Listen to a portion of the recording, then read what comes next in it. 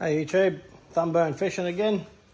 Just wanted to touch on a few things I've been doing to the motorbikes, to the bikes in the restoration side of things.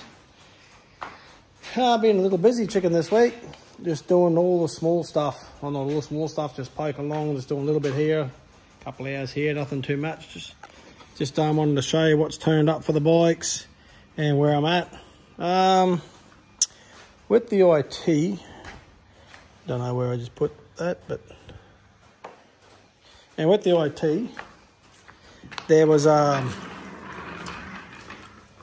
since I've been putting it together, I had all these screws here, the zinc screws that come in just at a standard kit, and sitting here looking at them, the original ones were black. They were just like a black, whatever process Yamaha does, or they all do to coat their things. And sitting here looking at it, and I didn't like the silver. So I took it out, I put them in the cabinet, just quickly blasted the zinc off them, and then heated them up just with a blowtorch until they were cherry red, just the ends of them, and dropped them in a lanolin and WD-40 mixture.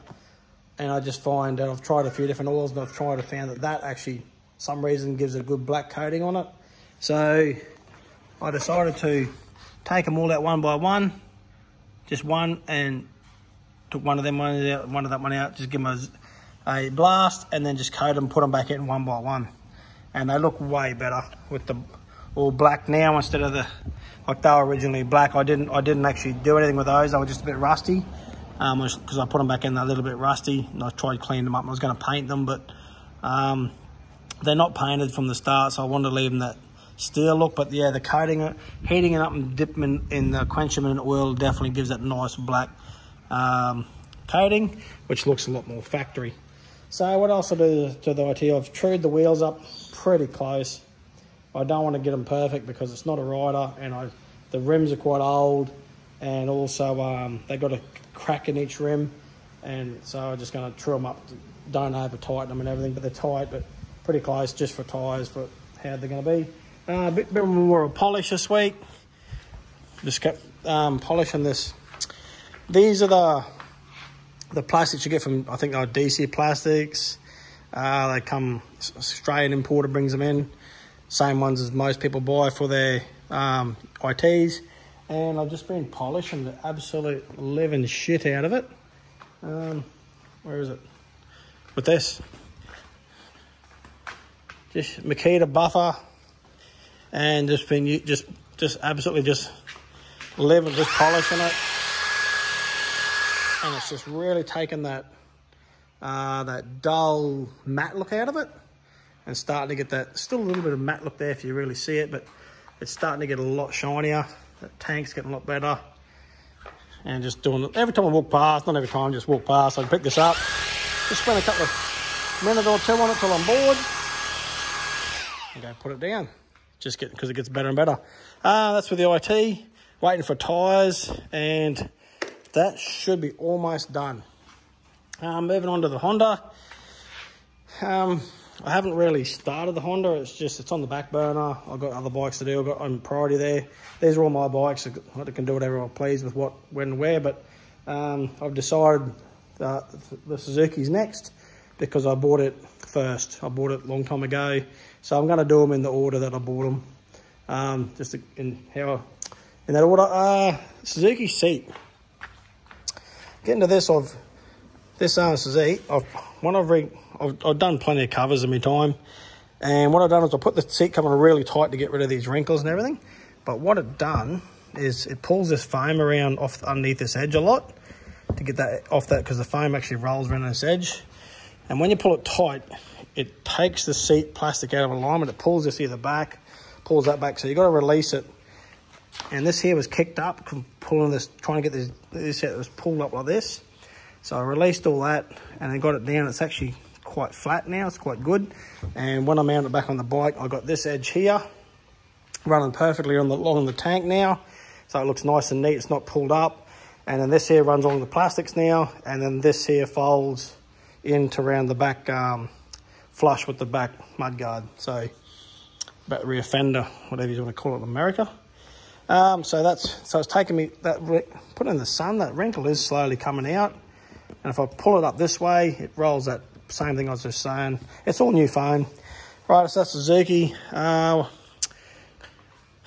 restored this genuine pipe of the Suzuki. So it's actually in really good order. Come on the bike.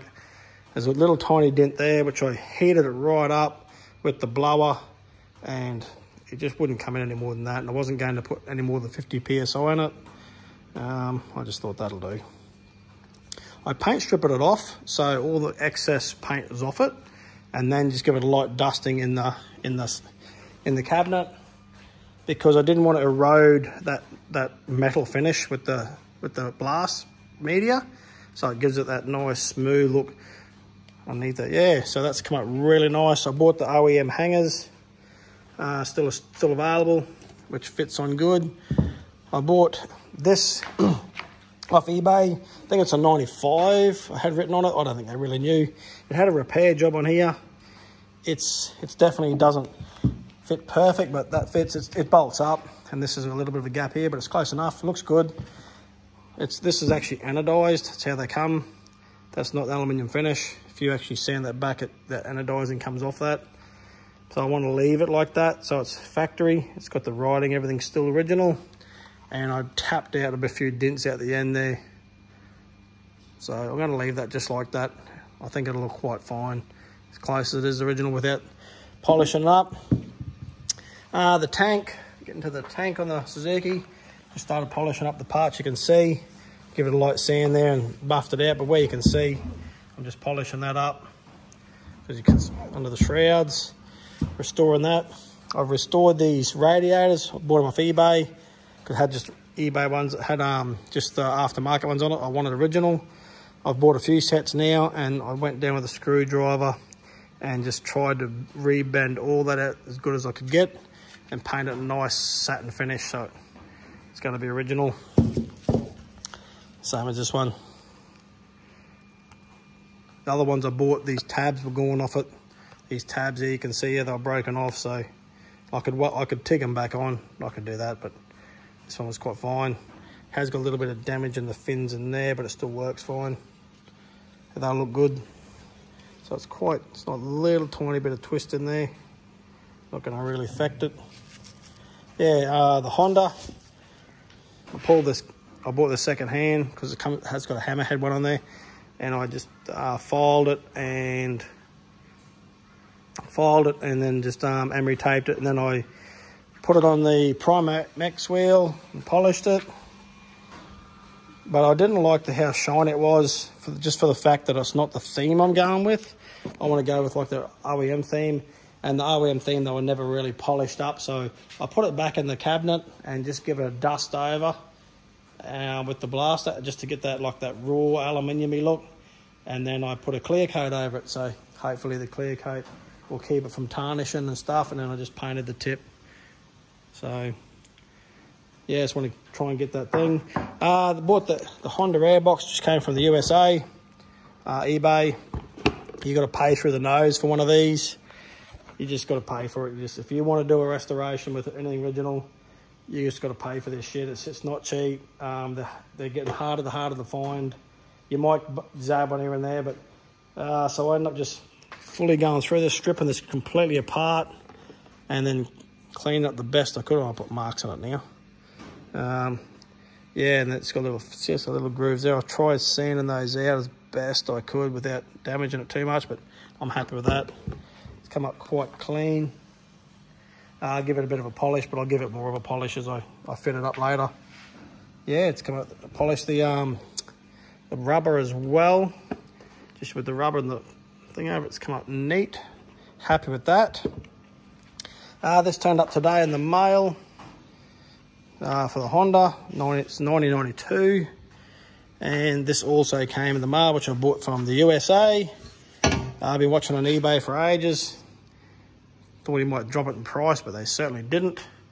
Anyway, it just took a month to get here, but it's pretty original. It's one little dent there, which I reckon I could get out, unless it's supposed to be there for the radiator. Maybe it is. Maybe that is supposed to be there, but I doubt it. We'll see what happens. No, I doubt it, but anyway, we'll have a look. Yeah, that's going to clean up really nice because this KX has the original silencer, which that's going to be good. That'll fix up and restore well. So I'm really pleased I found that. You got to pay for it, people, if you want to do an OEM build. This process is not going to be cheap. Nothing's cheap when you want to try and find OEM really good condition products. You can't get the exhaust no more from the manufacturers. You can buy aftermarket, but the exhaust you can get plenty of the bolts and stuff, but you can't get little rubber things, and every bike's got its own little different issues you can't find. Yeah, so Suzuki, someone's had to go and put an aftermarket caliper on this and bodge it up. Look at that for a pretty wild setup. A bolt with an aluminium and a couple of nuts in there, eh? How's that for secure? Anyway, but that's the only thing I can get those off eBay. Strip it down, full restoration. Every part I can get new that needs to be replaced if I can't fix it up. Yeah, it runs perfectly. The bike starts really well. The frame's actually quite straight. It does have a rust hole in the bottom, which I'm going to fix up. Frame's quite straight. It wasn't straight, but I had to, I put a jack under here and jack this side up. So I'll get all these try and get this, it's all hidden, but I can try and get some of that out. Other than that, it's pretty good. As long as it's all complete. Yeah, so that's what I'm up to. Funburn fishing. Yeah,